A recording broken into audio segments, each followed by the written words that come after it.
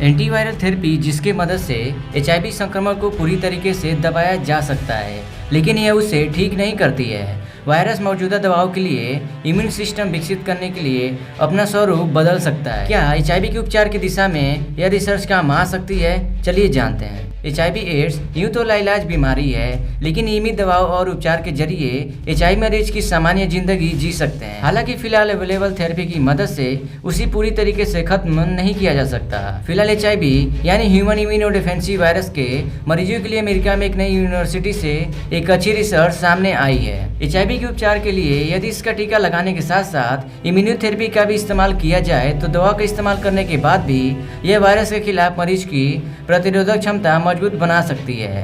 Science immunology पत्रिका में यह पब्लिश एक नई रिसर्च से दावा किया गया है कि अमेरिका के अटलांटा स्थित अमोरी यूनिवर्सिटी के शोधकर्ताओं ने शेख अब्दुल और अमारा ने यह नई रिसर्च की है। HIV के संक्रमित लोग अपने शरीर की वायरस की मात्रा को कम करने के लिए HIV दवाओं का मिश्रित लेते हैं। इन दवाओं को सामूहिक रूप से एंटीवायरल थेरेपी कहा जाता है। जब ये दवाएं चिकित्सक सलाह के अनुसार निर्धारित रूप से ली जाती हैं तो शरीर में वायरस की मात्रा को इतना कम कर देती हैं उनको पता भी नहीं लगता। ये मेडिसिन डेली लेने की आवश्यकता होती है ताकि वायरस के स्वरूप बदलने और दवाइयों के खिलाफ प्रतिरोधक क्षमता विकसित होने की संभावना कम हो। यदि शरीर में वायरस की मात्रा इतनी कम हो जाती है कि उसका पता ही न चल पाए तो संक्रमण नहीं रहता।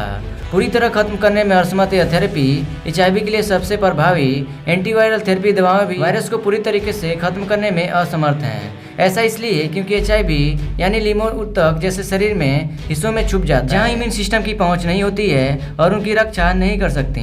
संक्रमित कोशिकाओं को ढूंढकर उन्हें खत्म करने वाली किलर टी कोशिकाएं HIV को आश्रय देने वाले शरीर के इन हिस्सों में पहुंचने में असक्षम होती हैं। वायरस के लगातार संपर्क में आने के किलर टी कोशिकाएं इतनी थक जाती हैं कि वो अपना काम बेहतर तरीके से नहीं कर पाती।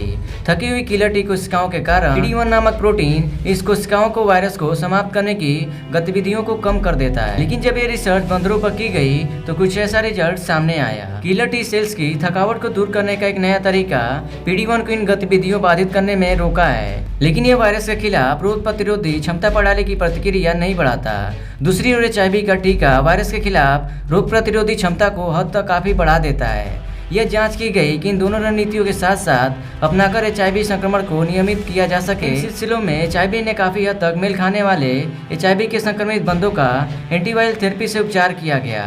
उन्हें PD-1 को बाधित करने वाली नई दवाओं के साथ साथ HIV का टीका भी लगाया गया।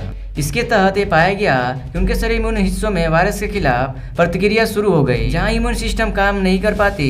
उन्हें महत्वपूर्ण बात यह है कि बंदरों की एंटीवायरल थेरेपी रोके जाने के बाद भी शरीर में वायरस के खिलाफ प्रतिरोधी क्षमता बनी रही।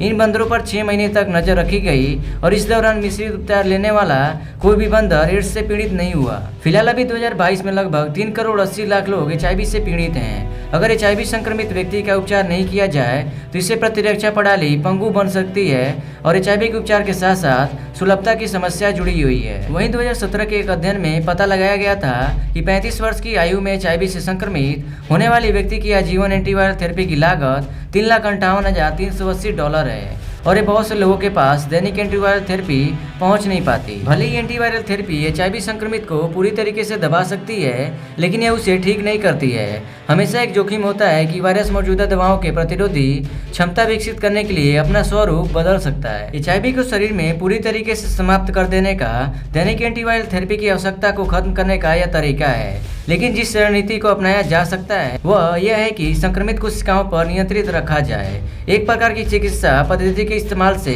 HIV को पूर्ण रूप से छुटकारा नहीं पाया जा सकता।